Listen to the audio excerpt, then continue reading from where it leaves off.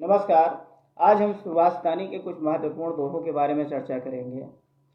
सुखार्थिना कुतो विद्या, कुतो विद्यार्थिना सुखम, सुखार्थी व त्यजेत विद्याम, विद्यार्थी व त्यजेत सुखम। अर्थात सुख चाहने वाले को विद्या कहाँ और विद्या चाहने वाले को सुख कहाँ।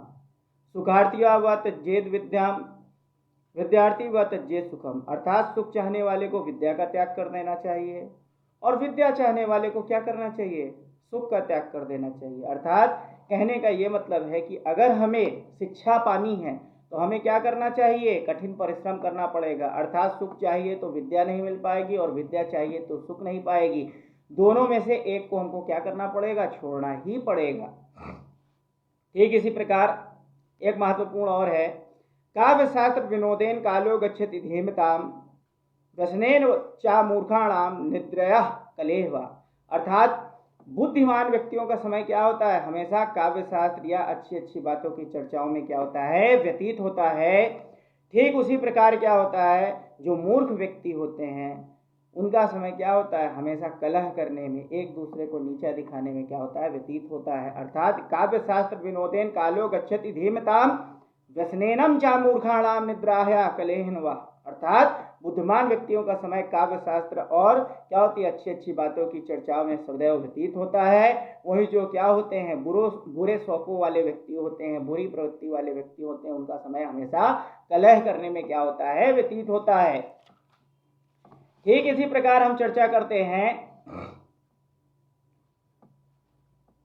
विद्या विवादाय धनम मदाय शक्ति परेशान परिपीड़नाय, खलस्य साधो विपरीत में ज्ञानाय धनाय चा रक्षणाय। अर्थात विद्या विवादाय धनम मदाय, अर्थात जो दुष्ट व्यक्ति होता है उसकी विद्या क्या होती है, हमेशा वाद विवाद के लिए होती है, झगड़े के लिए होती है, दूसरे को नीचा दिखाने के लिए होती है। और इसके साथ क्या होता है, जो उसका धन होता है धनम मदाय, और उसका जो धन होता है वो क्या होता है, दूसरों को परेशान करने के लिए होता है।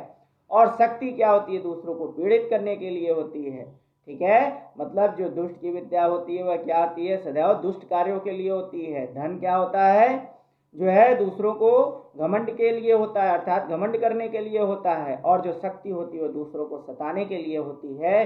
इसी के विपरीत अगर हम चर्चा करें तो खलस्य साधो विपरीत में तक नाय दानाचार अच्छा है। जो क्या होते हैं, अच्छे प्रवृत्ति वाले व्यक्ति होते हैं, सज्जन व्यक्ति होते हैं, उनकी विद्या क्या होती है, हमेशा ज्ञान बांटने के लिए होती है। धन क्या होता है, दान देने के लिए होता है। और शक्ति सदैव दूसरों की रक्षा के लिए होती है। अगला महत्वपूर्ण दोहा क्या कहा गया है, सहसा विदितम न क्रियाम विवेकम परमापदम पदम वृक्षेणेयुः विमृश्य कारिणम गुणलुब्धा स्वमेव संपदा। अर्थात हमें क्या करना चाहिए, कभी भी कोई भी काम सहसा नहीं कर देना चाहिए। अचानक जो है बिना विचारे कोई भी काम हमको नहीं करना चाहिए, क्योंकि क्या होता है, बिना विचारे अर्थात बिना सोचे समझे किया गया कार्य सदैव विपत्ति का घर होता है, अर्थात संकट आने का क्या बनता है, कारण बनता है। अतः हमेशा क्या करना चाहिए, हमें सोच विचार करके काम करना चाहिए। क्योंकि अगर क्या होगा, सोच विचार करके काम नहीं करेंगे तो काम बिगड़ भी सकता है। उसी के विपरीत अगर हम चर्चा करें तो क्या होता है, जो सोच समझ करके विचार काम किया जाता है उससे क्या होती है, लक्ष्मी प्रसन्न होती है और कार्य क्या होता है, सही प्रकार से सफल होता है। ठीक इसी प्रकार एक और महत्वपूर्ण दोहा है जो आपने कई बार सुना होगा, ना चौरहार्य ना राजहार्य ना भ्रात भंजयाय ना चा भारकारी, वैसे हृदय वर्धते एवं नित्यम विद्या धनम सर्व प्रधानम। अर्थात विद्या रूपी धन को क्या होता है, ना तो चोर चुरा सकता है, ना तो राजा द्वारा क्या होता है, छीना जा सकता है, ना भारत भंजय चा भारकानी, अर्थात भाइयों में इसको बांटा भी नहीं जा सकता है। और ये क्या होता है, नित्य व्यय करने पर हमेशा बढ़ता रहता है। और अगर कहा जाए विद्या धनम सर्व धनम प्रधानम, विद्या रूपी धनी क्या है, सभी धनों में श्रेष्ठ है। अगला महत्वपूर्ण दोहे की अगर हम चर्चा करते हैं तो एक और है, जल बिंदु निपातेन क्रमशः पूर्येत घटा सा हेतु सर्व विधानाम धर्मस्य चा धनस्य चा।